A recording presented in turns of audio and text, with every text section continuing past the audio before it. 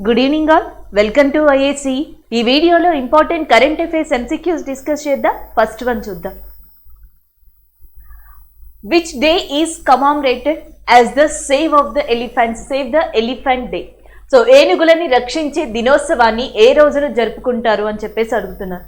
April 15th, 14th, 16th and 13th అని చెప్పేసి ఉన్నాయి. సో జనరల్గా మనకి ఏప్రిల్ 14th అనేది తెలుసు, మనకి అంబేద్కర్ జయంతి అంటాం కదా. సో డాక్టర్ బిఆర్ అంబేద్కర్ గారి యొక్క జయంతిగా మనకి ఏప్రిల్ 14th అనే దాన్ని చెప్పడం జరుగుతుంది. నెక్స్ట్ ఏప్రిల్ 16th ఉంది చూసారా. సో దీనిని ఏనుగులని రక్షించే దినోత్సవంగా జరుపుకోవడం జరుగుతుంది. Option B is the correct answer, save the elephant day. So దీన్ని స్టార్ట్ చేసింది ఎవరు అంటే థాయిలాండ్ కంట్రీ. థాయిలాండ్ని the land of white elephant అని కూడా పిలుస్తారంట. తెల్ల ఏనుగుల దేశంగా మనకి థాయిలాండ్ని పిలవడం జరుగుతుంది. థాయిలాండ్కి సంబంధించిన ఒక ఎలిఫెంట్ ఆర్గనైజేషన్ ఏదైతే ఉందో, సో అది ఏప్రిల్ 16th మనకి ఏనుగుల్ని రక్షించే దినోత్సవాన్ని ఒకదాన్ని క్రియేట్ చేయడం జరిగింది. సో దానికి సంబంధించిందే ఈ కరెంట్ అఫైర్గా చెప్పొచ్చు.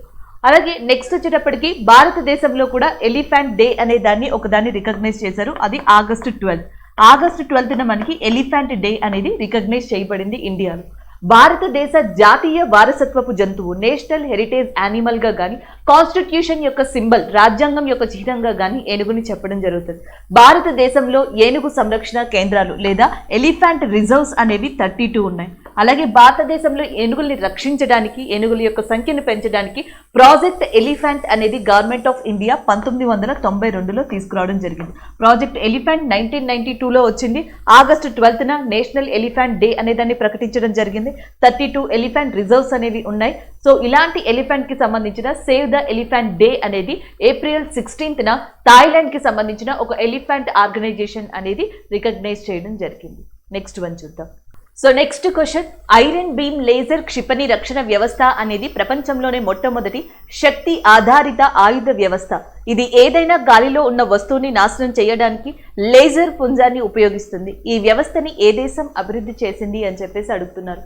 Iron Beam laser missile defence system is world's first energy based weapon system that uses a laser beam to destroy any airborne object. Which country has developed this system? And answer వచ్చేటప్పటికి Israel is a correct answer. Option C is a correct one. So జనరల్గా ఏంటంటే ఇప్పుడు ప్రతి country కూడా ఏదైతే ఉన్నాయో మనకి aerial వెహికల్స్ని, అన్మాన్డ్ ఏరియల్ వెహికల్స్ అంటే డ్రోన్స్ని కానీ లేకపోతే రాకెట్స్ని కానీ ఇవన్నిటిని చాలా కంట్రీస్ కలిగి ఉన్నాయి. ఇప్పుడు ఇజ్రాయెల్ ఏం చేసిందంటే వీటినన్నిటినీ తట్టుకునేలాగా ఒక ఐరన్ బేస్డ్ సిస్టమ్ని స్టార్ట్ చేసింది. ఈ ఐరన్ బేస్డ్ సిస్టమ్ దాని కంట్రీకి ఒక కవచం లాగా రక్షణ ఇస్తుంది. అంటే మనకి బయట నుంచి ఏవైతే ఈ డ్రోన్స్ కానీ రాకెట్స్ కానీ వస్తాయో వాటినన్నింటినీ కంట్రీ లోపలికి వెళ్లకుండా ఆపి లేజర్ టెక్నాలజీని దీంట్లో ఇంట్రడ్యూస్ చేశారు. ఈ లేజర్ టెక్నాలజీతో ఈ ఐరన్ బీమ్ ఈ డ్రోన్స్ కానీ రాకెట్స్ కానీ ఏవైతే ఉన్నాయో సో వాటిని తిరిగి అటాక్ చేయడం జరుగుతుంది. సో ఇలాంటి సిస్టమ్ని ఇజ్రాయెల్ ఇటీవల మనకి సక్సెస్ఫుల్గా టెస్ట్ చేయడం జరిగింది. ఇజ్రాయెల్ యొక్క రాజధాని వచ్చేటప్పటికి మనకి జెరూసలేంగా ఉంది. Jerusalem is a capital of ఇజ్రాయెల్గా చెప్పొచ్చు. అలాగే ఇజ్రాయెల్ షేకెల్ అనేది దీని యొక్క కరెన్సీగా ఉంది. సో నాఫ్టైల్ బెనెట్ అనే పర్సన్ ఇజ్రాయెల్ యొక్క ప్రైమ్ మినిస్టర్గా ఉన్నారు. నాఫ్టైల్ బెనెట్ అనే పర్సన్. అండ్ ఐజక్ హెర్జోగ్ అనే పర్సన్ ఇజ్రాయెల్ యొక్క దేశ అధ్యక్షులుగా ఉన్నారు. సో ఐజక్ హెర్జోగ్ ఇజ్రాయెల్ యొక్క దేశ అధ్యక్షులు, నాఫ్టైల్ బెనెట్ ఇజ్రాయెల్ యొక్క ప్రైమ్ మినిస్టర్, ఇజ్రాయెల్ షేకెల్ అనేది దాని కరెన్సీ. అండ్ నెక్స్ట్ దాని రాజధాని వచ్చేటప్పటికి జెరూసలేంగా ఉంది. అది ఇటీవల ఒక ఐరన్ బేస్డ్ సిస్టమ్ని ఇంట్రడ్యూస్ చేయడం జరిగింది. నెక్స్ట్ వన్, ఆయుధ వ్యవస్థల్ని నిర్వహించడానికి, పరిష్కారాలను అభివృద్ధి చేయడానికి భారత వైమానిక దళం ఏ సంస్థతో ఒక అవగాహన ఒప్పందాన్ని కుదుర్చుకుంది? The Indian air Force has linked an MOU with which institution to develop solutions for maintaining weapon systems అని చెప్పేసి అడుగుతున్నారు. సో ఆన్సర్ వచ్చేటప్పటికి IIT Madras is a correct answer. Option C is a correct one. So మనకి భారతీయ వాయుసేన ఏదైతే ఉందో Indian air force అనేది అది IIT మద్రాస్తో ఒక ఒప్పందాన్ని కుదుర్చుకుంది. అది కూడా ఏంటంటే వెపన్ సిస్టమ్కి సంబంధించి ఒక కొత్త టెక్నాలజీని ఇంట్రడ్యూస్ చేయడానికి, ఎక్స్పెండ్ చేయడానికి, అందులో ఏమైనా ప్రాబ్లమ్స్ ఉంటే సొల్యూషన్ అనేది తీసుకురావడం కోసం ఈ రెండు కూడా ఒప్పందాన్ని కుదుర్చుకోవడం జరిగింది. అలాగే ఇండియన్ ఎయిర్ ఫోర్స్కి ప్రస్తుతం మనకి ఎయిర్ మార్షల్గా ఉన్నారు వివేక్ రామ్ చౌదరి గారు. So Vivek Ram Chaudhari present air marshal of Indian air ఫోర్స్గా చెప్పొచ్చు. అక్టోబర్ 8th అనేది మనకి ఎయిర్ ఫోర్స్ డేగా ఉంది. సో ఇవి ఓవరాల్గా ఇక్కడ గుర్తుపెట్టుకోవాల్సినవి. అండ్ ద నెక్స్ట్ వన్ చూద్దాం. ప్రపంచ వాయిస్ దినోత్సవాన్ని ఏటా ఏ సంవత్సరాన జరుపుకుంటారు? The world voice day is observed annually on అని చెప్పేసి అడుగుతున్నారు. So that is also same day, April 16. April 16 save the elephant day. అలాగే వరల్డ్ వాయిస్ డే కూడా సేమ్ అదే రోజున April 16. Next one. 2022 సంవత్సరానికి మల్కమ్ ఆదిశేషయ్య అవార్డు గ్రహీతగా ఎవరు ఎంపికయ్యారు? So who has been named as the recipient of the Malcolm Adiseshiah award for the year 2022 అని చెప్పేసి అడుగుతున్నారు. సో మల్కమ్ ఆదిశేషయ్య గారు వచ్చినప్పటికీ ఒక విద్యావేత్త అండి, ఎడ్యుకేషన్కి సంబంధించిన పర్సన్ ఈయన. సో ఈయన పేరు మీదుగా ఒక అవార్డుని ఎస్టాబ్లిష్ చేశారు. ఎవరైతే విద్యారంగంలో దాని అనుబంధిత రంగంలో కృషి చేస్తారో అలాంటి వారికి ఈ అవార్డు ఇవ్వడం జరుగుతుంది. సో అలా ఈ అవార్డుని ఇటీవల ప్రభాత్ పట్నాయక్ అనే పర్సన్కి ఇవ్వడం జరిగింది. సో ప్రభాత్ పట్నాయక్ గారు వచ్చేటప్పటికి ఈయన ఆర్థికవేత్త, ఎకనామిస్ట్ అండ్ పాలిటిక్స్కి సంబంధించిన ఒక కమెంటేటర్ కూడా. అండ్ నెక్స్ట్ వచ్చేటప్పటికి ఈ కేరళ స్టేట్ పబ్లిక్ సర్వీస్ ఏదైతే ఉందో, స్టేట్ బోర్డ్ ఏదైతే ఉందో, కేరళ స్టేట్ బోర్డ్, సో దానికి వైస్ చైర్మన్గా కూడా ఈయన వర్క్ చేశారు. సో అలాంటి ప్రభాత్ పట్నాయక్ గారికి మల్కమ్ ఆదిశేషయ్య అవార్డుతో పాటుగా 2 లక్షల క్యాష్ ప్రైజ్, నగదు బహుమతిని కూడా ఇవ్వడం జరిగింది. అండ్ ప్రభాత్ పట్నాయక్ గారు గతంలో మనకి పద్మభూషణ్ లాంటి అవార్డ్స్ని కూడా అందుకోవడం జరిగింది. సో ఇది ఓవరాల్గా దీనికి సంబంధించిన ఇన్ఫర్మేషన్. నెక్స్ట్ క్వశ్చన్ చూద్దాం. ఇండియన్ ఎయిర్ ఫోర్స్ యొక్క మొదటి 5-స్టార్ ఆఫీసర్ ఎవరు? హూ వాజ్ ద ఫస్ట్ 5-స్టార్ officer of Indian air force అని చెప్పేసి అడుగుతున్నారు. కరంబీర్ సింగ్, విక్రమ్ బాత్రా, అర్జున్ సింగ్ అండ్ బిపిన్ రావత్ ఉన్నారు. సో ఆన్సర్ వచ్చేటప్పటికి Arjun Singh is the correct answer. Option C is the correct one. మనకి ఎయిర్ స్టాఫ్ ఏదైతే ఉందో, సో ఈ ఎయిర్ స్టాఫ్కి మొట్టమొదటి చీఫ్గా ఒక వ్యక్తి వర్క్ చేశారు మనకి, సబ్రోతా అని చెప్పేసి, సబ్రోతో సింగ్ అని చెప్పేసి. సో ఆయన ఫస్ట్ వర్క్ చేయడం జరిగింది. సో దాని తర్వాత 3rd చీఫ్ ఆర్మీ స్టాఫ్గా మనకి అర్జున్ సింగ్ అనే పర్సన్ మనకి వర్క్ చేశారు. 1965 1965లో 1965లో ఇండియా పాకిస్తాన్ యుద్ధం జరిగినప్పుడు మనకి చీఫ్ ఆఫ్ ఆర్మీ స్టాఫ్గా ఉన్నది, ఎయిర్ ఫోర్స్ స్టాఫ్గా ఉన్నది అర్జున్ సింగ్ గారి. అలాగే 2వ ప్రపంచ యుద్ధంలో కూడా ఈయన పార్టిసిపేట్ చేయడం జరిగింది. బ్రిటన్ తరపున ఎవరైతే ఇండియన్స్ పాల్గొన్నారో సో దాంట్లో వన్ ఆఫ్ ద మెంబర్గా ఈయన కూడా ఉన్నారు. 2002లో భారతదేశ ప్రభుత్వం ఈయనకి పద్మవిభూషణ్ అవార్డుని కూడా ఇచ్చింది. అండ్ మనకి ఎయిర్ ఫోర్స్లో చెప్పుకునే హైయెస్ట్ ర్యాంక్ లేదా 5-స్టార్ ర్యాంక్గా మనకి marshal of Indian air force అనే ర్యాంక్ని కూడా పొందిన ఒకే ఒక్క భారతీయ వాయుసేన అధికారిగా మనకి అర్జున్ సింగ్ మాత్రమే ఉన్నారు. సో ఆయనకి ఇటీవల ఇండియన్ ఎయిర్ ఫోర్స్ నివాళుల్ని అర్పించడం జరిగింది. Option C is the correct answer. జనరల్గా ఎయిర్ ఫోర్స్లో కానీ, నేవీలో కానీ, ఆర్మీలో కానీ ర్యాంకింగ్స్ అనేవి ఇస్తారంట. సో దీంట్లో మనకి ఎలా ఇస్తారంటే మార్షల్ ఎయిర్ ఫోర్స్ అంటే marshal of the Indian air force అని, లేకపోతే నెక్స్ట్ వచ్చేటప్పటికి వైస్ ఏమంటారు ఆర్మీ మార్షల్ అని చెప్పేసి, లేకపోతే వైస్ ఎయిర్ ఫోర్స్ మార్షల్ అని చెప్పేసి, ఎయిర్ కమాండర్ అని చెప్పేసి. సో ఇట్లా డిఫరెంట్ కైండ్ ఆఫ్ ర్యాంక్స్ ఉంటాయి. సో ర్యాంక్ పెరిగే కొద్ది కూడా వాళ్ళ యూనిఫామ్ మీద మనకి స్టార్ సింబల్స్ ఏవైతే ఉన్నాయో అవి పెరుగుతూ వస్తూ ఉంటాయి. సో జనరల్గా మనకి ప్రస్తుతం వివేక్ రామ్ చౌదరి గారికి 4 స్టార్స్ ఉన్నాయి. ఆయన 4-స్టార్ ర్యాంకర్ అండ్ ఈయన 5-స్టార్ ర్యాంకర్గా చెప్పొచ్చు. Option C is the correct answer, Arjun Singh. And the next one. Federation of international hockey junior మహిళల హాకీ ప్రపంచ కప్ 2022ని ఏ దేశం గెలుచుకుంది? Which country has won the federation of international hockey junior women's hockey world cup 2022? So జనరల్గా ఈ match అనేది మనకి ఎక్కడ జరిగింది అంటే సౌత్ ఆఫ్రికా కేంద్రంగా జరిగింది. సో దక్షిణ ఆఫ్రికా లేదా సౌత్ ఆఫ్రికా కేంద్రంగా 2022 ప్రపంచ మహిళల హాకీ కప్ అనేది జరిగింది. ఈ ఫైనల్ మ్యాచ్లో మనకి జర్మనీ వర్సెస్ నెదర్లాండ్స్ అనేవి పార్టిసిపేట్ చేశాయి. సో దీంట్లో నెదర్లాండ్స్ అనేది మనకి విన్నర్గా నిలిచింది, జర్మనీ అనేది రన్నర్గా నిలిచింది. సో ఇంకొక జట్టు వచ్చేటప్పటికి ఇంగ్లాండ్ వర్సెస్ మనకి ఇండియా ఆడడం జరిగింది. దాంట్లో ఇంగ్లాండ్ ఇండియా పైన నెగ్గి బ్రాంజ్ మెడల్ని తీసుకోవడం జరిగింది.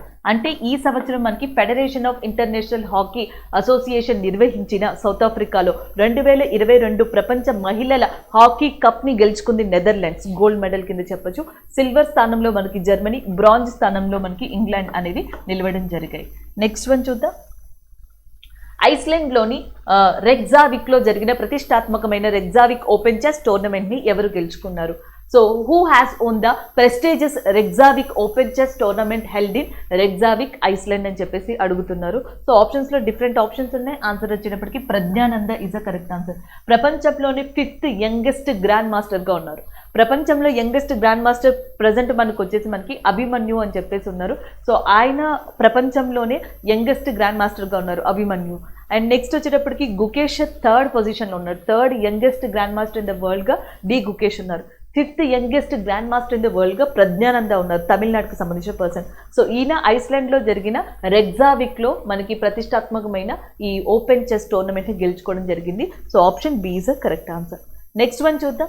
సో నెక్స్ట్ వచ్చేటప్పటికి India has been elected the United Nations economic and social council 4 major bodies, which of the following is not one among this. So మనకి ఇటీవల భారతదేశం ఐక్యరాజ్య సమితి ఆర్థిక మరియు సామాజిక మండలి 4 ప్రధాన సంస్థలకి ఎన్నికైంది. ఈ క్రింది వాటిలో ఏది కాదు.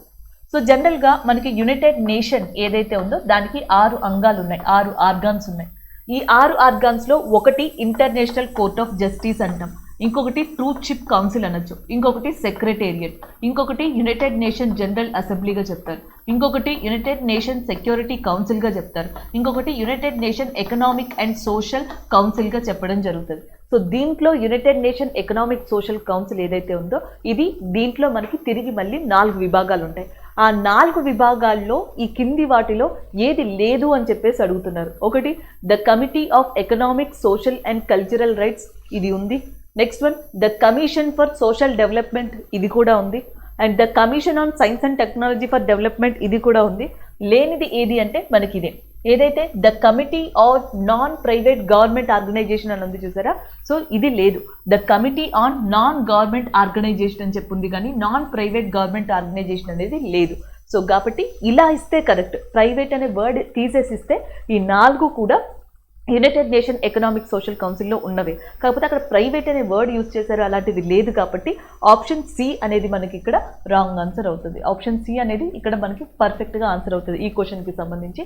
సో మీరు ఇది పెట్టచ్చు, నాన్ ప్రైవేట్ ప్రభుత్వ సంస్థలపై కమిటీ అని ఉంది చూసారా, అది యునైటెడ్ నేషన్ ఎకనామిక్ సోషల్ కౌన్సిల్కి సంబంధించింది కాదు. యునైటెడ్ నేషన్కి సంబంధించిన ఈ 5 అంగాల యొక్క హెడ్ క్వార్టర్స్ అనేది మనకి న్యూయార్క్ కేంద్రంగానే ఉంటుంది. ఇంటర్నేషనల్ కోర్ట్ ఆఫ్ జస్టిస్ అని ఉంది చూసారా, దీని యొక్క హెడ్ క్వార్టర్స్ మాత్రం మనకి ది హెగ్ నెదర్లాండ్స్లో ఉంది, అది ఇక్కడ డిఫరెంట్గా చెప్పచ్చు. Next one. సో నెక్స్ట్ వచ్చేటప్పటికి ప్రధానమంత్రి సంగ్రహాలయ అంటే ఏంటి? సో వాట్ ఈస్ అ ప్రధానమంత్రి సంగ్రహాలయ అని చెప్పేసి అడుగుతున్నారు. మ్యూజియమా, ప్రైమ్ మినిస్టర్ ఆఫీసా, పార్లమెంటా, స్ట్రాంగ్ రూమా అని చెప్పేసి.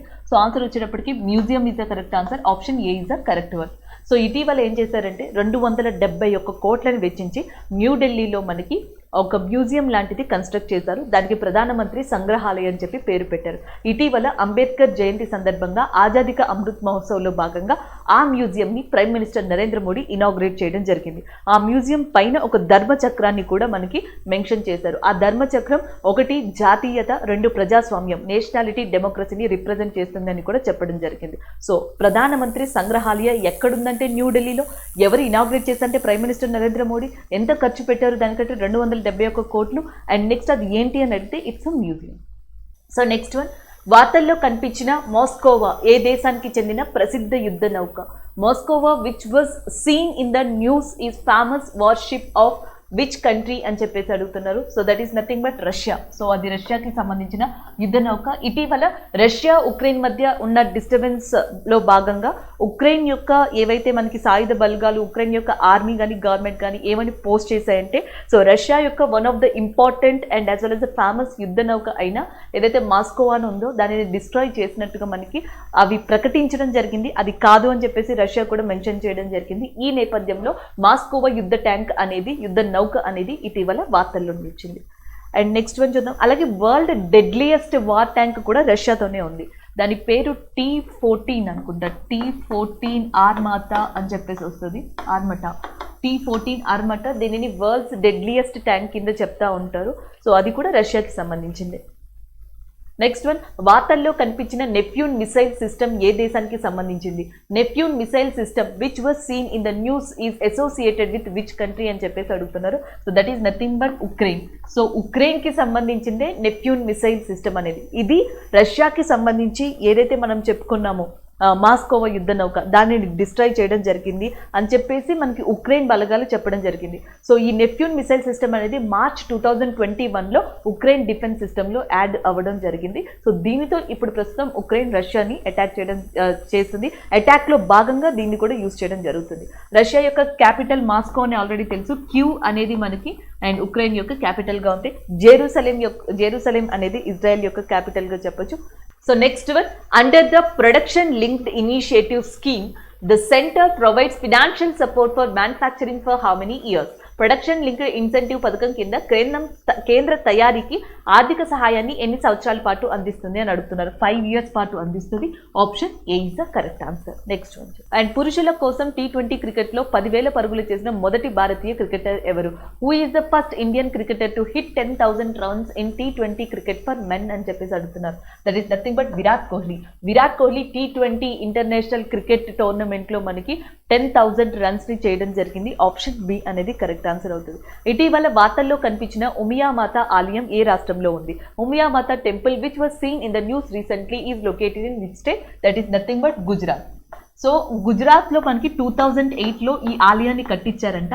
సో అప్పట్లో గుజరాత్ చీఫ్ మినిస్టర్గా నరేంద్ర మోడీ వర్క్ చేశారు. నరేంద్ర మోడీ ఉన్నారు. సో ఆయన ఈ ఆలయాన్ని ప్రారంభించారు. సో ఈ సంవత్సరం 14th foundation day of Umiyadevi temple ఏదైతే ఉందో ఉమియామాత టెంపుల్, సో దాన్ని అనుసరించి వర్చువల్గా ప్రైమ్ మినిస్టర్ నరేంద్ర మోడీ మాట్లాడడం జరిగింది. దానివల్ల ఇది వార్తల్లో నిలిచింది.